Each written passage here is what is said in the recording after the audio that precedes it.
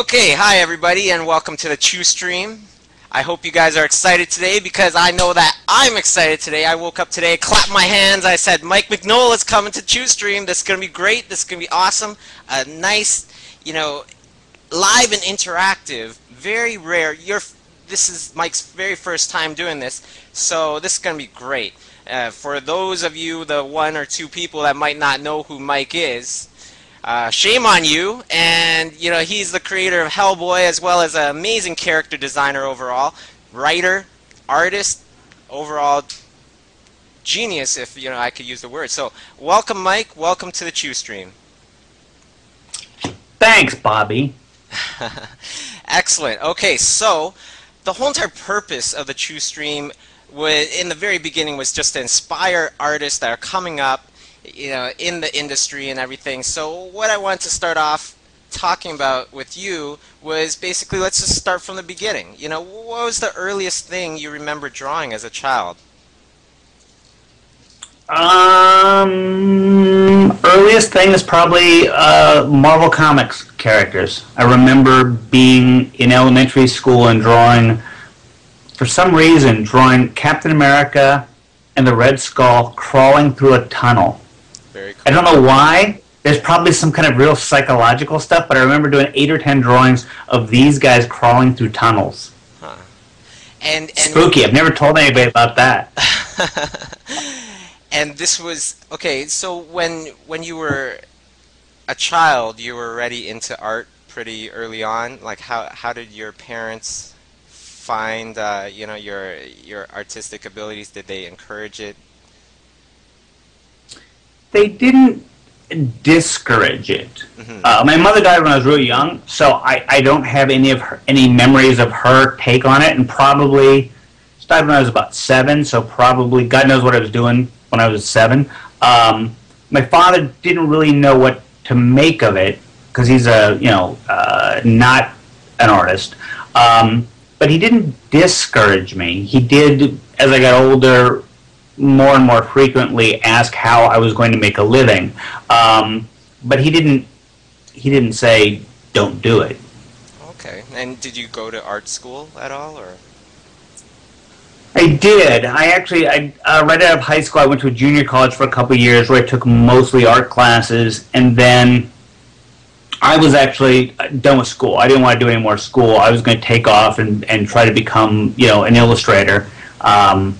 And it was actually my father who said, no, you should come home to Oakland, California. You should come home and go to art school.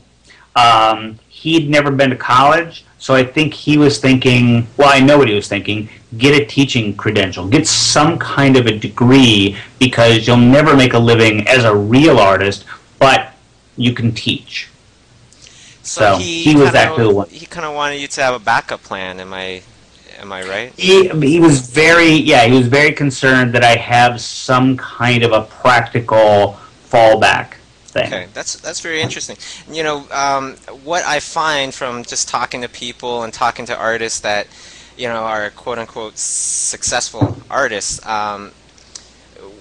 usually we don't have a backup plan because we're just so into becoming an artist. There is no do or die. There's only do. That's the only thing we're going to be doing. Was that the case for you? Yeah, I don't know how young I knew that this was what I was going to do, but clearly I geared everything towards it really, really early on. So I didn't, actually for years, I didn't think about doing comics, but I knew somehow I would draw for a living. Didn't give a lot of real practical consideration to how I would make a living doing that, but it's the only thing I was ever any good at. So yeah, I don't think I ever seriously, as a little kid I probably wanted to be a fireman, but other than that, I never gave any thought to being anything else. Okay, and I'm assuming the number one choice for you to draw back then was creatures, monsters. Is that correct, or? One more thing where, even as I was in art school, towards the end of art school, I started thinking, well, how the hell am I going to make a living drawing monsters? Because, yeah, all I wanted to do was fantasy and monster kind of stuff. So, yeah, that's how I ended up going into comics, because I figured, well, there's a lot of monsters in comics. Maybe I can get a job drawing monsters there.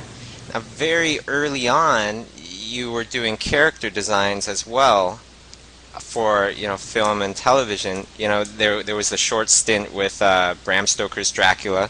There was Atlantis. Very short. And there was Blade, you know, things like this. Now, was there any point in your time where you said, you know what, I'm drawing creatures now, you know, maybe this is the route I want to go? Well, you know, it's funny you say that was early on, because to me, all that stuff is very recent. Oh, okay. Because I think, you know, the 5 minutes I spent on Dracula was right. Oops. My picture went away. The 5 minutes I spent on Dracula was right before I started doing Hellboy. So I'd already gotten to a point in comics where I was picking and choosing the jobs I wanted, so comics wasn't a nightmare. And then Atlantis, I was already drawing Hellboy at the time. Pretty sure. Yeah, I think I was doing Hellboy when I was doing Atlantis. Yeah, I was. And then, of course, the Hellboy stuff. So I'd already gotten to the point where I was drawing what I wanted.